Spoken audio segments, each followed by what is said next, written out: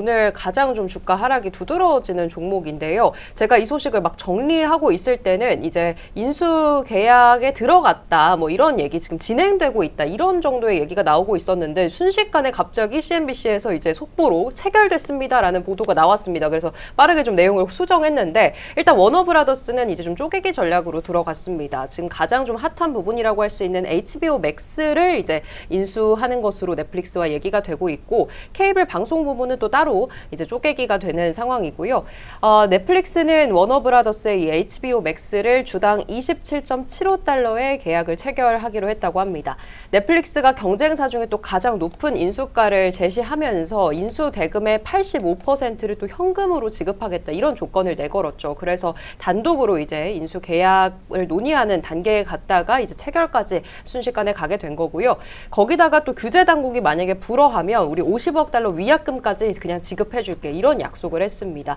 여기서부터는 이제 미국 정부가 과연 이 반독점과 관련해서 승인을 해줄 것인지 이 여부를 또 지켜보실 필요는 있겠는데요. 일단 주가 한번 보고 갈까요?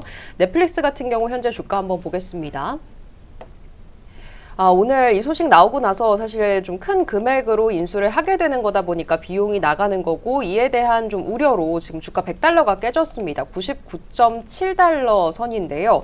저희가 오늘 투표도 준비를 해봤죠. 네, 투표 내용 먼저 안내드리고 시작해 보도록 하겠습니다. 사실 저도 너무 궁금한 부분인데 네. 이렇게까지 떨어지는 넷플릭스, 지금 좀 저점이라서 주어도 되는 시점 아닌가라는 생각도 들거든요. 왜냐하면 또 이렇게 인수에 대한 불안감 때문에 그동안 또 크게 상승을 하지 못하고 주춤했었는데, 오히려 악재긴 하지만 악재가 이렇게 확정이 되면 시장에서는 불확실성이 해소됐다고 반등의 기회로 삼을 수도 있거든요. 그래서 오늘이 좀 저점이다, 매수해 볼만 하다라는 의견 vs 이렇게 인수를 하면은 결국에는 주가와 이 실적에 대한 부담으로 이어질 테니까 지금은 좀 관망해야겠다라는 의견 두 가지로 나눠서 한번 투표 진행해 보면 좋을 것 같습니다. 네, 아직 투표창이 올라오진 않았는데 조금 있다가 올라오면 다시 한번 안내해 드리도록 하겠습니다. 네, 투표 올라가는 동안요. 일단 대표님의 의견이 궁금한데, 100달러가 깨진 넷플릭스 인수가 거의 뭐 확정된 상황 속에서 지금 저가 매수 해도 되는 상황이라고 보실까요? 어떻게 보세요?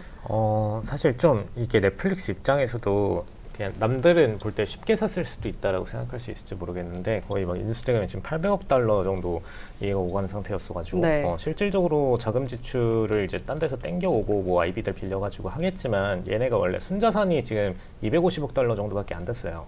그래서 사실 지금 본인들의 순자산 대비해서 거의 지금 2배가량의 액수를 더 땡겨가지고 쓰는 상태이기 때문에 그냥 말 그대로 없는 돈 다 털어서 산 겁니다. 네. 그러니까 사재 다 털어서 총알 있는 거 다 꺼내가지고 이제 IB들한테 돈 빌려서 산 건데, 이러면 이제 사실상 넷플릭스의 자산은 거의 그냥 바닥나는 거라고 보시면 될 것 같고, 그냥 대부분 다 부채로 이루어지게 되는 상황이 되는 거기 때문에 네. 어쩔 수 없이 이게 좀 하이리스크로 평가되면서 평가장을 야기하고 있는 상태거든요. 근데 뭐 사실 사업적으로 봤을 때는 분명히 승부수를 굉장히 잘 둔 게 맞아요. 왜냐하면 최대 적수 중 하나를 제거를 한 거잖아요. 그래서 HBO랑 사실 아마존 아마존 프라임 같은 경우에 가장 핵심 적수 중 하나였고, 그다음에 디즈니도 반대 진영에 있긴 했지만 사실 넷플릭스와 비슷한 전략을 사용하지는 않았어요. HBO랑 아마존이 좀 더 비슷한 전략을 많이 사용을 했었고, 그래서 이런 부분들을 볼 때 분명히 핵심 적수를 하나 제거했고, 그리고 그 네트워크망을 통해 가지고 총 매출 기준으로도 더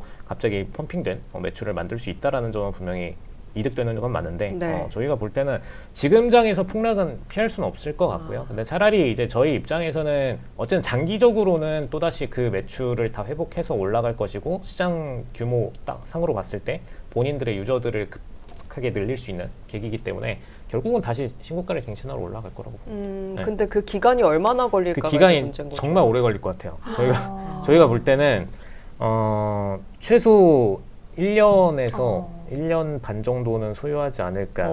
근데 이제 그건 재무적인 부분이 좀 많이 개입이 됐다 보니까 그렇고, 네. 사실 주가적으로 정말 이제 경영 전략적인 면만 봤을 때는 그것보다 조금 더 빨리 올라가야 되는 게 맞긴 해요. 어쨌든 적대적 인수를 했다라는 거는 마치 저번에 대한항공이 아시아나항공을 인수한 것과 같은 비슷한 느낌이기 때문에 사실 원래는 빠르게 좀 회복해줘야 되는 게 맞는데 아마 시장이 최근 들어서 기조가 그렇게까지 호평가를 재무적으로 무리한 기업한테 해주진 않을 것 같다라고 보고 있는 상태입니다. 네, 지금 주가가 좀 하락하는 이유에 대해서 좀 설명을 해주셨는데 혹시나 이 부분 또 반독점 관련해서 좀 제동이 걸릴 수는 있지 않을까 이런 또 우려도 있더라고요. 어떻게 보세요? 충분히 걸 수는 있어요. 근데 사실 트럼프 정부라서 변수로 생각하고 있긴 합니다. 만약에 유럽이었다면 무조건 태클을 걸고 문제시 했을 텐데 지금 최근에 이제 3파전을 보면은 사실 거의 사좌 형태로 많이 미국에서 흐르고 있었던 상태이기 때문에 넷플릭스가 물론 거의 독점 형태로 점점 재패해 가고 있었지만 완전한 뭐 독점이라고 보기엔 분명히 어렵고 네. 이제 아마존이랑 HBO랑 그다음에 디즈니가 다 상존하는 상태였기 때문에 뭐 이들을 독점할 수 있는 강자로 보기는 어려울 것 같고요. 그리고 뭔가 독점할 만한 매체 수단이라고 할 만한 게 있어야 되거든요. 락인 효과가 확실한 무언가가 있어야 되는데 넷플릭스를 락인 효과가 확실한가? 라고 봤을 때는 그냥 사람들이 선택해서 이용하고 있는 플랫폼이지 뭔가 구글이나 이런 것처럼 거기서 벗어날 수가 없는 혜자가 분명히 있다. 이런 형태는 아니기 때문에 그렇게 심하게 태클을 걸진 않을 것 같습니다. 네, 여기까지 넷플릭스에 대한 이야기 나눠봤습니다.